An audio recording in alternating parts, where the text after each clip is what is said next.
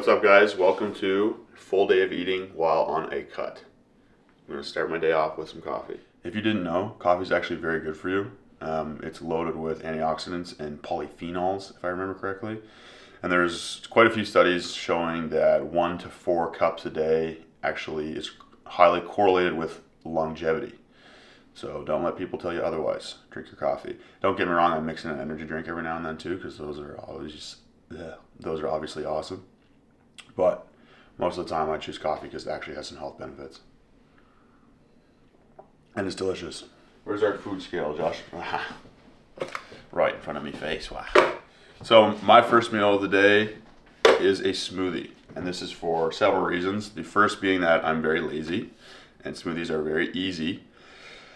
Second being that you can pack a ton of micronutrients into a smoothie. You can throw anything into it and it blends it all up. So you don't have to eat all of those things that you don't like without all the things that you do like. You can put them all in one. So while cutting, it's especially important to focus on micronutrient density because you're just eating obviously a lower amount of food overall. And so you want to make sure that the food you are eating is kind of giving you the best bang for your buck. This smoothie also lets me get in a big serving of protein right away and also a bunch of fiber right away, which is another thing that you want to be on top of while you're cutting because it's going to help with digestion, gut health, regularity. The other thing I chuck in here is a little bit of kefir, which is probiotic, and that's another thing that I try to focus heavily on while cutting because probiotic is going to help with improving your nutrient absorption. So the food you are eating, you're going to absorb more of it. And that'll also obviously help with like gut health, digestion, regularity, all those things. Boom, boom, boom. Transparent-Labs. Code Evan.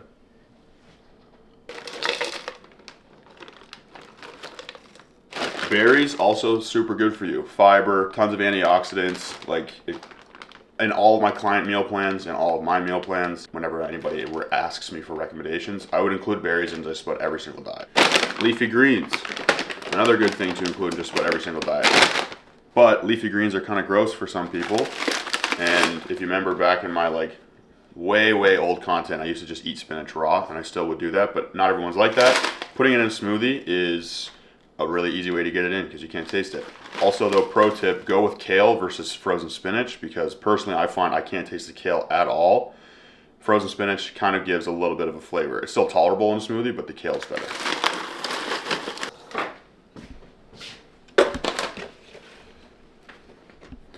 As you guys see, I'm weighing everything out on the scale. Obviously the smoothie makes it easy to do that too because everything's going in this. So put in the berries, zero it out. Put in the kale, zero it out. Put in the kefir, zero it out.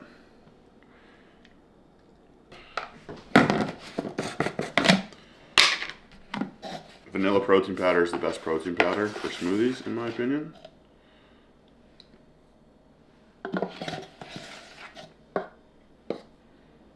And then last but not least, we're doing 10 grams of ground chia seed, 10 grams of ground flaxseed. I go with the ground because it's easier to digest than the whole. And these are both just going to supplement my fiber intake for the day. There's also going to be some omega-3s in there. Bulk burn. Way cheaper than buying ground, organic, whatever the fuck, anywhere else. Alright, so that's meal one, and that comes out to 49 grams of carbs, 10 grams of fat, 68 grams of protein, and 550 calories. If you were bulking, you could very easily add oats or peanut butter to this and make it a quick 800 calories more pretty easily.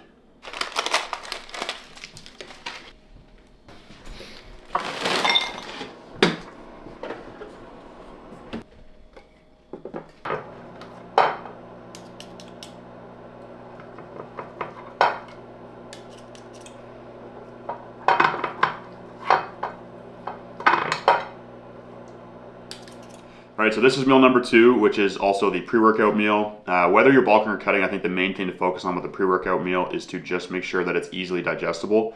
You don't want to be digesting a ton of food while you're trying to train hard. That's going to divert blood flow to the digestive tract. It's going to downregulate the nervous system, put it in a little bit more of a parasympathetic state, that kind of stuff. So we want to go with easily digestible carbs and easily digestible protein. I try to keep the fat a little bit lower because fat's a little bit harder to digest than carbs and protein. Protein's a little bit harder to digest than carbs as well, so you might want to keep the protein a little bit more moderate. For me today, well, every day, same thing every day, let's be honest. I have chicken and rice with a little bit of low sugar G-Hughes barbecue sauce. That stuff is fire. I eat it on every single fucking meal pretty much. We've got some mango that I just buy frozen and then fire in the microwave for a minute 30. 150 grams of that. And then we have one package of oatmeal, Quaker oatmeal. Today's flavor is peaches and cream, which is pretty solid flavor. I've been on a big oatmeal kick recently. I don't know why, I guess just because I'm not eating a ton of food, so I'm appreciating the little things a little bit more. So one pack of that, 150 grams of mango, 220 grams of rice, and then about 100 grams of chicken. And then some salt. You want salt pre-workout. And that works out to 116 grams of carbs, 5 grams of fat, 50 grams of protein, and 700 calories total. Super high carb relative to my other meals, which in general I think is a good idea for your diet anyway, whether you're bulking or cutting, if you're looking to maximize muscle growth, just because it's going to improve performance in the gym, reduce fatigue mechanisms a little bit, and you just want to make sure you're kind of keeping the minimum amount of fat in your diet that you need in order to like optimize hormone function. And for me, I have that covered. So high carb, moderate protein, easily digestible is the theme for my pre-workout meal. Pre today, we're just going to keep it simple. I've already had 2 coffees this morning because it was a big work morning, doing client work and stuff like that. So I don't need any more stims. We're just going with pump. This is not the only stim-free product that Transparent Labs makes, but in my opinion, it's the best one because the other one has beta-alanine and I don't really like tingly butthole. But this is like dosed so well. 1 scoop has 8 milligrams of pure L-citrulline, which is basically the highest efficacious dose. I mean, technically, I think there's a marginal benefit going from 8 to 10 milligrams, but and then also has like great dose of arginine, betaine, a little bit of L-tyrosine, has glutathione if you're looking to be extra healthy while you train. So fat pump for the arm day. We got a little arm day coming up today.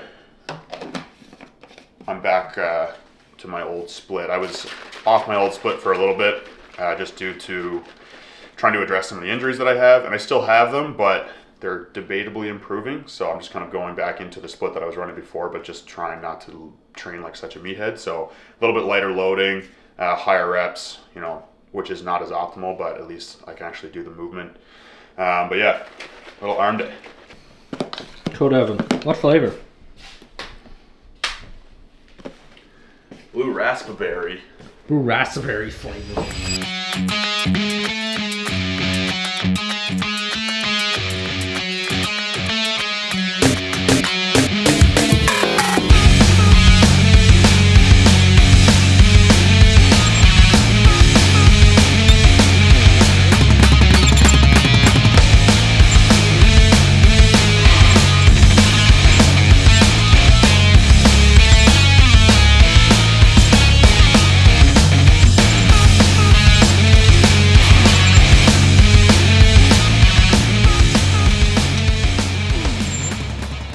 I don't hate this movement, but it's definitely not one that I would probably choose to do.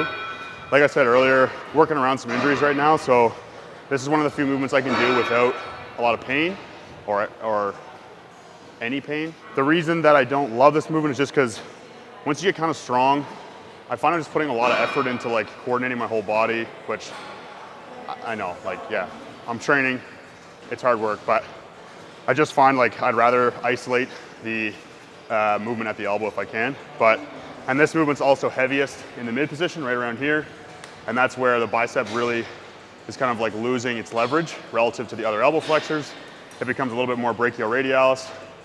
And I would prefer to isolate the biceps or bias the biceps if I could, but I can't do any movements right now that load elbow flexion in that end range. So that's why I'm doing this. Yeah, it's not bad. It's just, there's definitely better options in my opinion, but I also have to do really high reps because anything heavier hurts my elbow.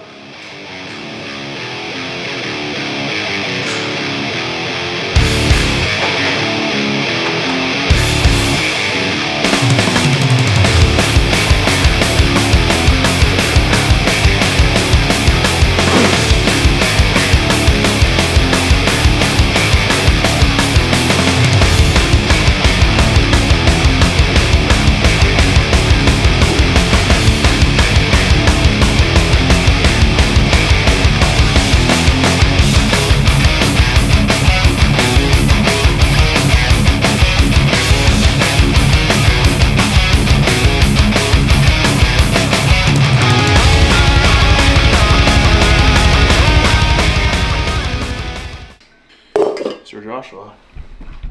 You're stealing rice? Yeah. So convenient having a roommate that eats the same foods that you do.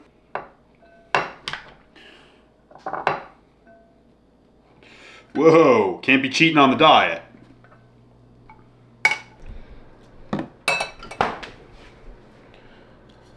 All right, so post-workout meal is pretty similar to the pre-workout meal, just in the sense that this is a rice-based meal. It's not that insulin sensitivity is a big concern necessarily while you're dieting, because as you get leaner, your insulin sensitivity is going to improve just kind of overall. However, when you train, your muscle cells become a little bit more insulin sensitive. They become a little bit more receptive to nutrients. So theoretically, there might be some advantage to having a more easily digestible carb post-workout as well. I don't think it's as important. So technically, meal 3 today and meal 4 are kind of interchangeable. So, you know, sometimes I'll come home and have meal 4 instead of this one for my meal 3 and vice versa. But we have 220 grams of rice. We have 100 grams of extra lean ground beef. We have 30 grams of chicken, just to kind of top off that protein content while keeping the fat kind of low. We have sauerkraut, which again is a probiotic. Like I said earlier, I am a big proponent for fermented foods and probiotics while dieting, because it improves nutrient absorption, which is obviously important when you're eating less nutrients in general, eating less food in general. And sauerkraut's just good. I have more GQ's barbecue sauce on here. And then I'm gonna have 6 olives. They also have garlic in them because A, makes them taste better, and B, garlic is good for you. And I just have 6 because olives are one of the 2 foods that actually have data to show that they are strongly correlated with longevity. So very healthy fats in olives are very good for you. And because I try to keep my fats relatively low just in general, but especially while I'm dieting, because fat is more calories per gram than protein and carbs, and because, like I said earlier, carbs are more important for muscle growth than fats are. So as long as I have like my baseline fats, I'm good.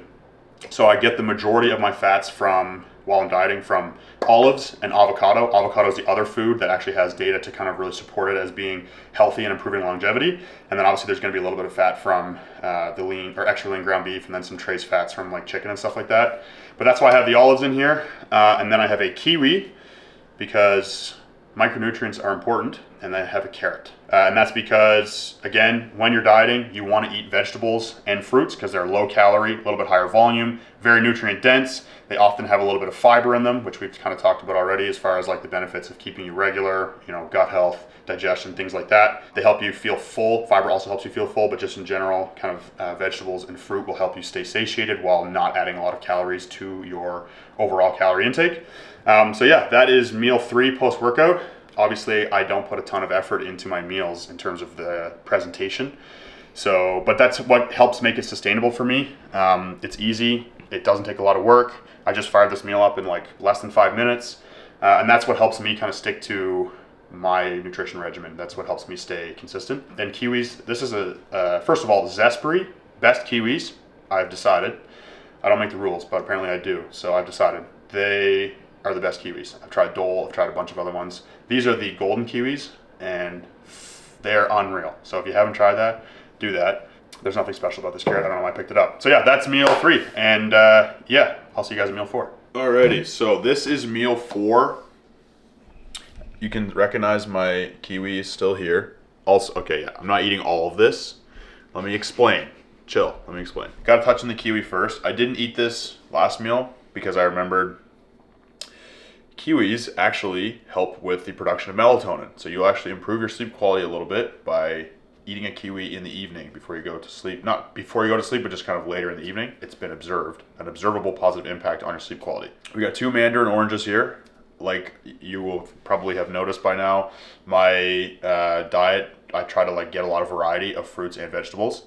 As far as these huge bowls go, I'm not eating all this right now. This is just how, like I said in, I think it was the last clip, that this helps me stick to my diet. This helps me stay consistent. This is the easiest, clearly, the easiest way to have food prepared and ready to go, so I don't have to put in a lot of work when it comes to each meal. So cabbage is very voluminous, so obviously helps you fill up for very, very low calories. I'm not at the point in this diet where like I need that. I actually eat cabbage even when I'm bulking just because it's nutritious. But as far as the preparation goes, I just peel a bunch of layers off of it, wash it, and then leave it in this bowl in the fridge so that when I go to eat this meal, or even throughout the day if I just kind of want to have something to eat, I know I indulge in some cabbage, it's nuts. But this is just kind of the easiest way. It's just accessible. When I go to make a meal, I just pull it out of the fridge with, keep it in the bowl, and then I can just pick away at it. Same thing with these tomatoes. There's no necessarily like specific rhyme or reason for the cabbage and the tomatoes. It's just that, like I said, variety of fruits and vegetables. And of course, these are like nutritious foods. And same thing with the tomatoes as far as prep goes. Like I just put them in the bowl, wash them, and then leave them in the fridge. And then when I want to eat them, I can just take the bowl out. And then as far as the actual meal goes, we have an avocado, which like I said before, I believe I said it before, the avocado is one of the 2 foods that actually has some data to show that it can be kind of improve longevity. It's very good for you. There's a good amount of fiber in it and a lot of healthy fats. Kind of another major fat source for me while I'm cutting. So I've got an avocado, I've got 240 grams of potato. Potato is such a diet hack, like good fiber, good micronutrients, potassium, very low calorie, very satiating. You can eat a lot of it for, very little calories. Solid diets. I wouldn't even call it diet hack, but solid carb source. If your calories are really low, like when my calories get really low, potato and fruit are the only carb source that I really eat. Then we also have some chicken. We've got 100 grams of chicken in here, and then more sauerkraut. And I think that's everything. Diet Pop, which is what we call it here in Canada. Massive diet hack as well. Again, I'm not that deep into a diet, so it's not even like I really need to be like using these diet hacks, but Diet Pop is just so clutch for if you are kind of struggling with like cravings and or hunger. The carbonation will kind of make you feel a little bit full, and obviously it's sweet and it's 0 calories, so you can kind of satisfy that like sweet tooth a little bit. And no, you do not have to worry about consuming artificial sweeteners or a lot of diet soda. I feel like there's enough data or enough people talking about how Diet Pop is completely fine for you that I don't even need to really say that again, but I'll just reiterate, you're fine to drink Diet Pop. Like, you can drink a lot of it and be fine. There are some people who do have some adverse effects with Diet Pop, like very, very small population, and you'll just drink it and like you won't feel good, or some people kind of break out with acne and stuff, but if you're not some of those people, then go give her. So yeah, that is meal 4. All right, so this is meal 5. If you may have guessed, it's exactly the same as meal 1. I just like smoothies. They're easy, nutrient dense.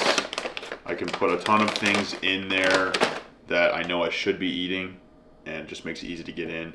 And as you may have observed throughout this video, the theme of my diet is ease of execution. So if it makes it easier for me to get it in, then I do it. And honestly, smoothies taste good too. Like I said, you can add a ton of shit to smoothies and make them better. These aren't the best. The ones that I am currently eating in my diet aren't the most flavorful, but they allow me to hit my deliverables, you know what I mean? They allow me to check off the boxes. Also, if you weren't as boring as Evan and get vanilla protein every time, your smoothies might taste a little Buddy, better. vanilla protein is the best protein flavor for smoothies. I disagree. Well, I don't care. It's also an easy way for me to supplement my fiber, which if you're cutting, you should be trying to prioritize fiber anyway, oftentimes because high fiber foods tend to also be lower calorie, keep you satiated longer, they tend to be more nutrient dense, that kind of stuff. Like generally whole foods tend to have more fiber. That might be, a bit of an oversimplification, but you get what I'm saying. But with that being said, sometimes it's still kind of hard to hit like the optimal amount of fiber. Like I think most people should probably be aiming between 30 and 40. And this is just an easy way for me to like make sure I hit my fiber, because the smoothie gives me 2 opportunities per day to put the ground chia and ground flaxseed in them, which obviously is like a massive bolster to my overall fiber intake for the day. Like you'll see a lot of bodybuilders when they're on prep and stuff will just take a fiber supplement, and that's a viable option too, but you could put your fiber supplement in your smoothie. I think sometimes they'll do like prebiotic greens or like greens powder with their fiber supplement in the morning while they're fasted, and that can help with digestion throughout the day. And if you're bulking, smoothies are great too because they're easy to get down. So if you struggle to get calories in, then blend your shit. Yeah, oatmeal and peanut butter is like a cheat code to bulking. Yeah. With nanners too. Unreal. So I forgot to say the macros and calories for my last 2 meals out loud, but because Joshua is so handy dandy behind the post editing, you know what I'm saying, he's going to put them on the screen for those meals, so you got them. This meal, just like meal 1, is 49 grams of carbs, 10 grams of fat, 68 grams of protein, 550 calories. And that makes, in total for the day, 368 grams of carbs. You're a fucking idiot. It's what? This is it. Just the way you're saying it. 368 grams of carbs, 57 grams of fat, 265 protein for a grand total of 3,008 calories. And that is a small deficit for your boy. I realize that is not a big deficit. That's not a little bit of food. But that's because I wanted to take a moderate approach to my deficit because I still am coming back from some injuries. So I'm going to be regaining some lost muscle, which means that I'm going to be gaining muscle a little bit more quickly. So I want to have at least some food there to kind of facilitate that process. But I still want it to be in a deficit because I still want to lose some fat. And I don't want to be crushing myself with a deficit while I'm trying to rehab some injuries, because realistically, you probably should be in a surplus if you're trying to rehab injuries. My injuries are just more like irritation injuries though, rather than like mechanical damage or structural damage injuries. So I think it's a little bit less important for me to be in a caloric surplus. But that's why my calories are kind of where they're at. Because believe it or not, 3,000 calories is a deficit for me. Yeah, and I am still hungry even at this amount of food. Like I'm not suffering at all, but like I could absolutely eat substantially more and want to, but it is what it is. Protein's a little bit higher than a gram per pound of body weight just because we're in a deficit, so we need a little bit more protein to kind of compensate for the lack of calories, and it helps me keep me a little bit more full. And then my fats are at, like, what I say, 57 grams, I think, which is, they could definitely go a little bit lower before I think when my hormones start to take a hit. So if I wanted to push this deficit a little bit further, I might just take out like the beef altogether, for example. But otherwise, carbs I'm trying to keep as high as I can while still being in that deficit. So yeah, that is my day of eating while cutting, while moderately cutting. I hope you guys learned something. I try to kind of put as much info into these types of videos as I can. So yeah, I appreciate your guys' watching, support, all the above, and I'll see you guys in the next video.